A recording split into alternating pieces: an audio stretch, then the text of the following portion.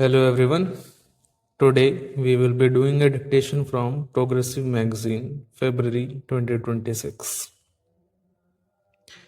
I will be dictating exercise 13. We will start the dictation in 10 seconds.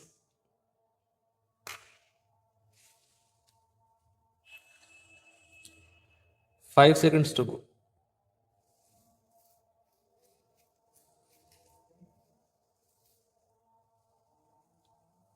Start. Sir, I now come to the more important part of this bill, which is the heart of the bill, the core of the bill. This is about the rate of tax. I will presently read portions from the Chief Economic Advisor's report.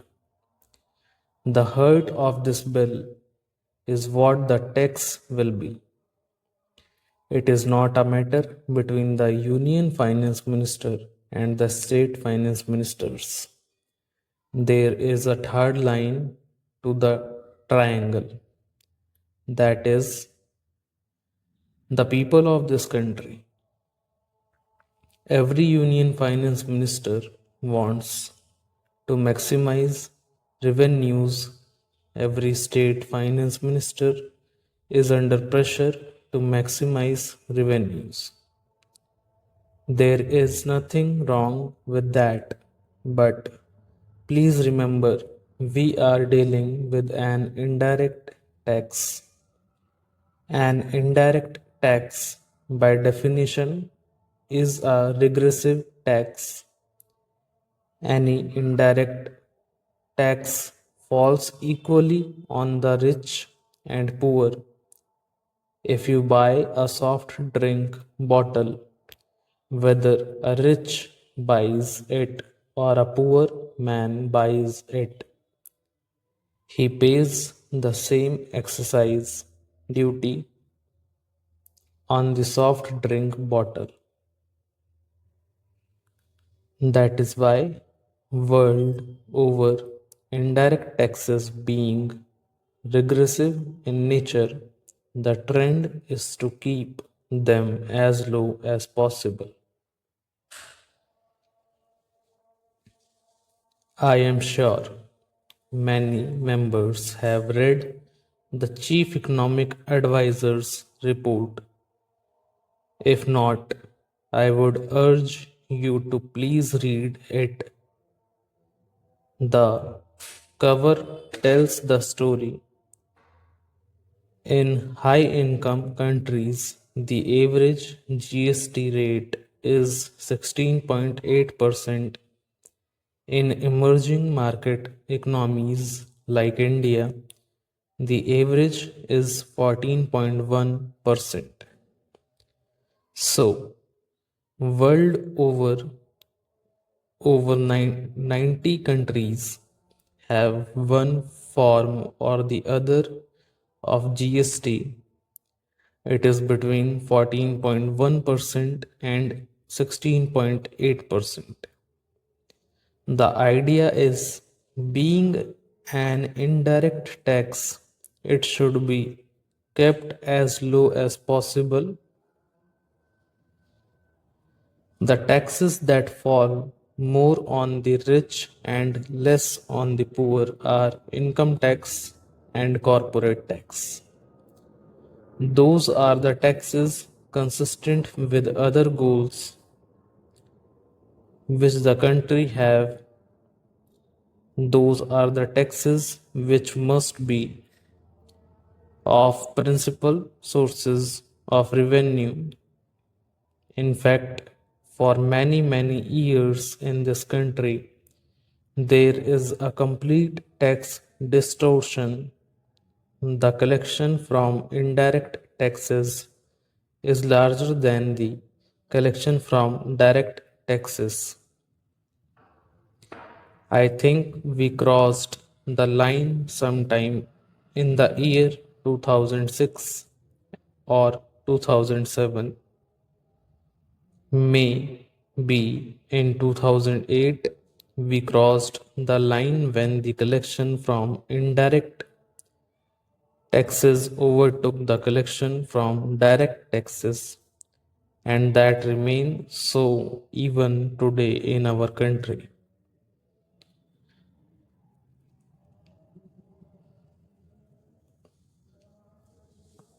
In fact, the collection from direct taxes should far overweight the collection from indirect taxes. So, what do? We need to keep the taxes low.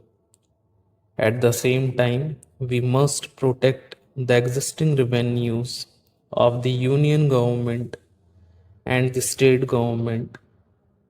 So, how do we go about it? We go about it by discovering what is called a revenue neutral rate. That is not the actual rate of tax, that is simply a step in deciding the slab rates. It is not so technical. In fact, it can be explained in fairly simple terms. You derive an RNR, and then from that RNR you work out the slab rates. Today, please remember, over 80% of the excise duties are between 12 to 14%. Over 56% of VAT is in the range of about 13 to 14%. So, on an average, 70% of the goods have a tax incidence of about 13 to 14%, but there are huge tax losses between of an inefficient collection machinery, and a large number of goods escape taxes. They are neither captured by the union nor captured by the states, etc. etc. The GST is supposed to be a more efficient tax. If the union captures it, it cannot escape state tax. If the state captures it, it cannot escape union tax.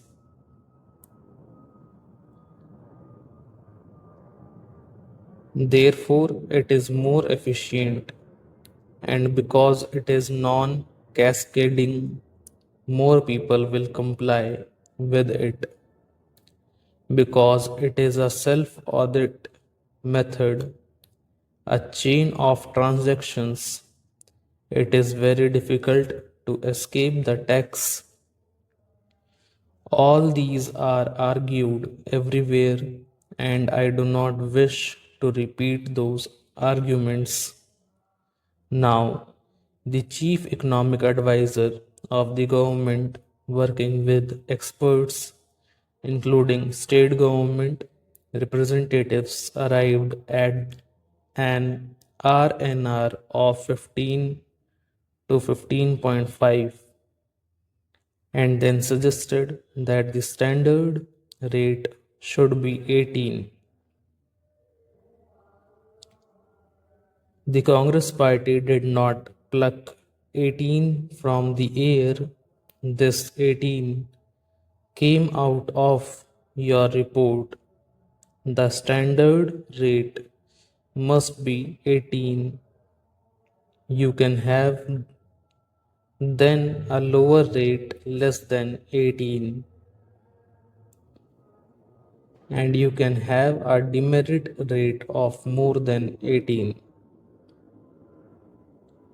But the standard rate, the rate that will apply to most groups and most services, must be 18. And the chief economic advisor has argued very cogently that 18 alone will make it non inflationary, acceptable to the public, and an efficient way of taxing without tax evasion. Now, when we say cap the tax rate, what are we saying? We are saying that this rate should not be changed by the whim of the executive. Today, exercise duties are changed by the whim of the executive. 3 days ago, they reduced the price of petrol and diesel. 3 days later, they increased.